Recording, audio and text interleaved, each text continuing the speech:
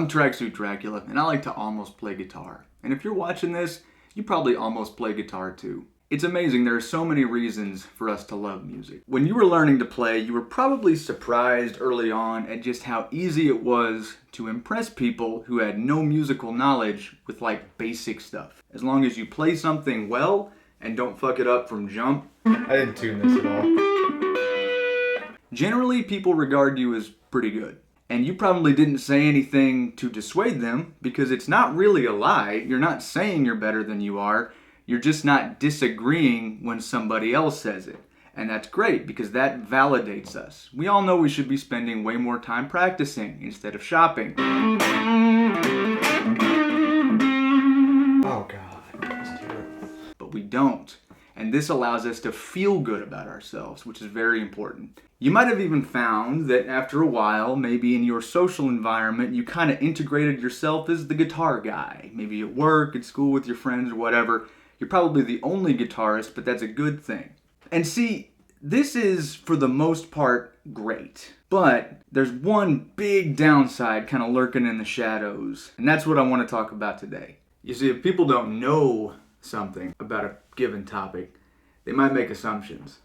And one of those assumptions that you run into from time to time is that people who play guitar can also fix guitars. And just about everybody at one point or another in their lives, they're going to need a guitar fixed. Say they forget a niece or a nephew close to Christmas, they're desperate, and the only person that they know that knows anything about guitars is you. And they're going to bring that guitar to you. And it's not going to be in working order. I don't know how a guitar actually works. You probably don't either. And I don't want that kind of responsibility. But chances are you're probably going to take it. Because you can't admit that you're wrong or that you're any lesser than you might seem to be in your head. Now I'm going to show you why you should not. I tracked down a guitar that isn't working. I decided to take the first one that I came across. So I don't really know what we're in for. Let's check it out.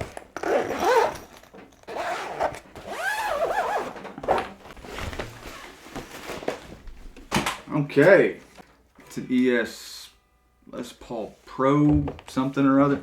I remember these because they came out after the Gibson versions that were like 6 times the cost. So I did get a little bit of a brief from the owner. It says that something with the pickups is electronically is not functioning, which is a great start because as you can see, semi-hollow, which means no back access. Anything that we do that we have to like change or anything, it's all going to have to be done through the F-holes or through the pickup routes, which is a pain in the ass, to be honest with you. I'm really, really disappointed. This is probably the worst case scenario, but it's great because, you know, don't do this. All right, well, no real backing out now. I guess let's figure out what's wrong with this thing.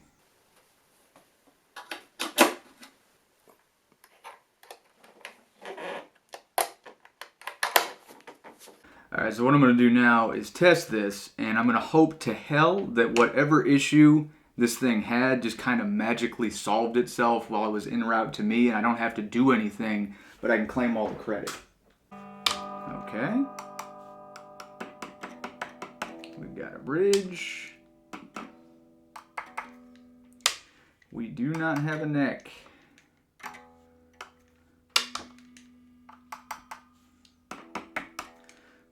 Alright, well, so much for that.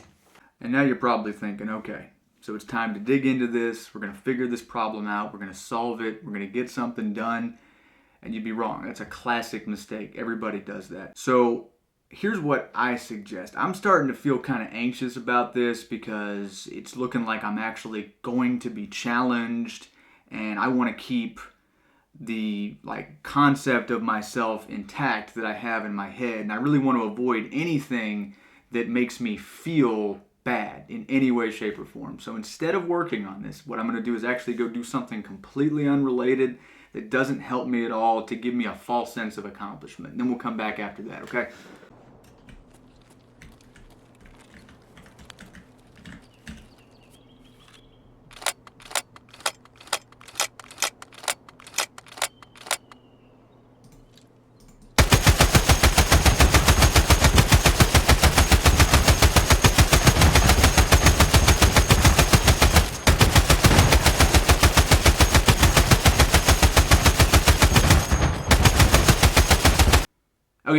So we're back. We're actually going to have to do this, unfortunately. This is really terrible. Didn't think it would get to this point, but it has. So, bit of advice for those that might find themselves in this situation. And I'm speaking from experience here. Once you decide to commit and start taking shit apart, you really want to have some kind of system in place for this so that you don't just like mix things up and get screws lost or whatever, because there's a pretty good chance you won't be able to fix this. But if you can't even put it back together, well, Thanksgiving's gonna be a little awkward this year. So let me go get some stuff and then we'll actually start on this.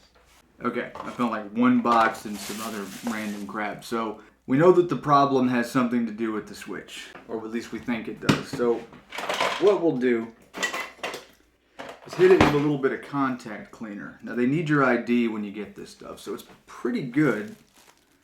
We're just gonna squirt it in there.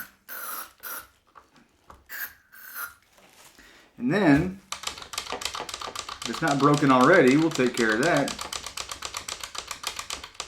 Alright, please God, come on.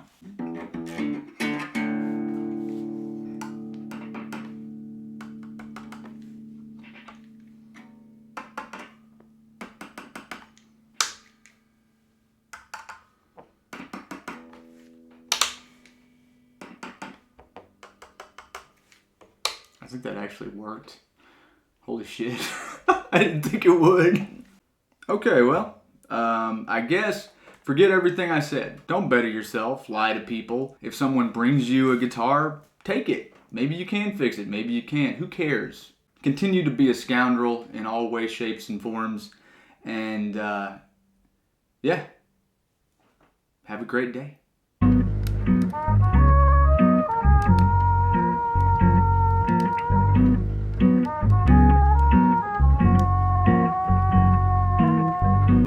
I feel like I'm gonna get like diseases from these strings, man. This thing looks like it's been in a crawl space.